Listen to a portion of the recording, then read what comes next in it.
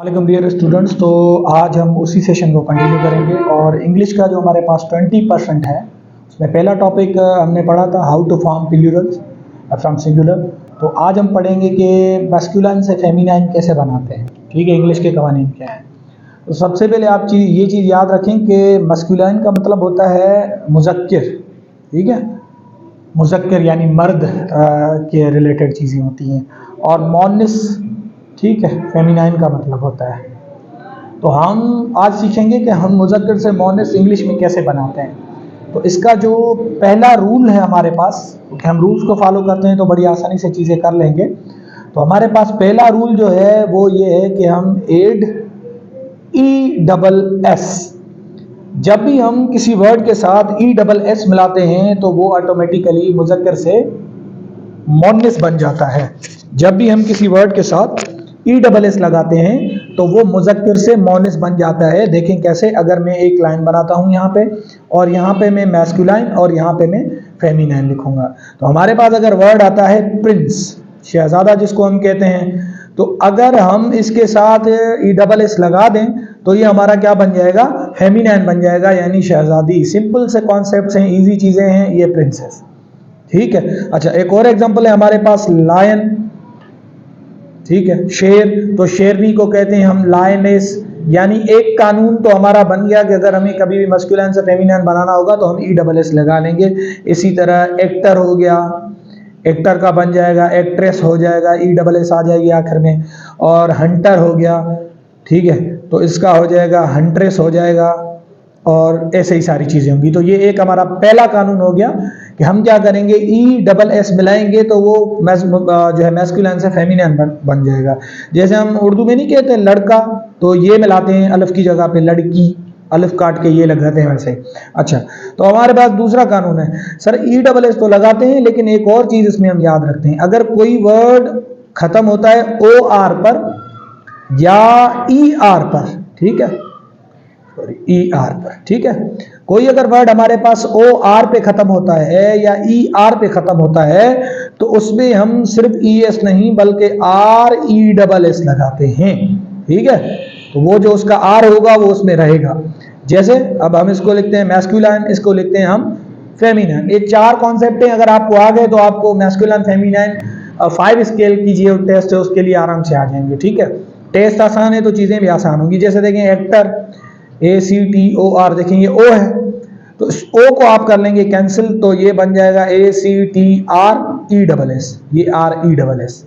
उसके बाद आ गया वेटर, वेटर होता है होटल पे, तो ये बन जाएगा वेट्रेस, RESS। या यूं बोल सकते हैं कि जो वर्ड R पे खत्म हो, ऐसा भी कह सकते हैं हम। ठीक है, अच्छा, और हंटर, ऊपर सबको कॉमन रखा है, यहाँ पे अलग अलग मैं समझा रहा हूं, हंट्रेस, RESS। या आथर, बुक का जो लेखक होता है जो लिखता है, तो ये बन जाएगा ऑथरेस। ठीक है, ऑथरेस, सही है, ये दूसरा कानून। अच्छा, अब हम बढ़ते हैं तीसरे कानून की तरफ।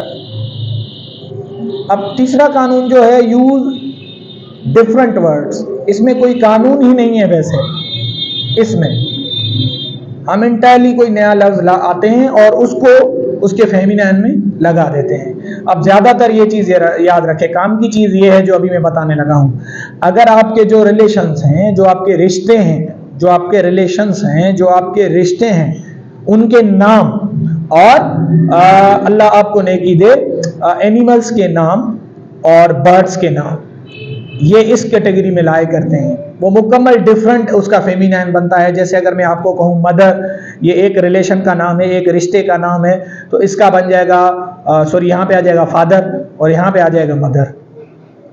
ठीक है, यहाँ पे आ जाएगा आपका फादर, तो ये बिल्कुल अलग बन जाता है, ये आपको थोड़ा याद करना पड़ेगा। या ये जैसे यूं कहते हैं कॉक, ये बर्ड्स की कैटेगरी में आ जाता है, पंछी, तो कॉक, तो यहाँ पे आ जाएगा है। ठीक है, यहां पे आ जाएगा हॉर्स, तो ये आ जाएगा मेयर, घोड़ी। इंटायरली डिफरेंट लफ्ज नया लगा लेंगे हम, उसमें ES या एडिशन वगैरह हम कुछ भी नहीं करते। ठीक है, और यहां पे करते हैं डोंकी या जेक भी बोलते हैं गधे को, तो यहां पे आ जाएगी उसकी जेनी।